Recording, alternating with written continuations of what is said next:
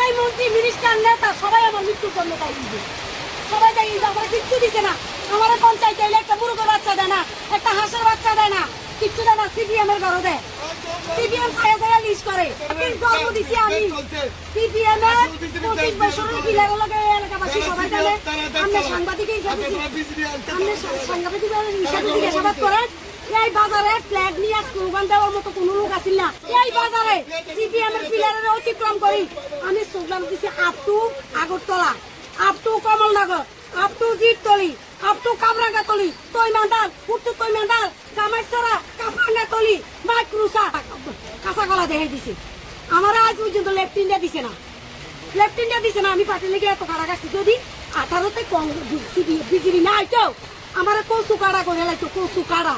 আমি থানা অবরুতে আমি আজকে পার্টি আমার কাজতলা দেখে দিচ্ছে অঙ্ক মসজিদ পর্যন্ত রাস্তা হইবা, আমার বাড়ি পর্যন্ত রাস্তা যাইতো না।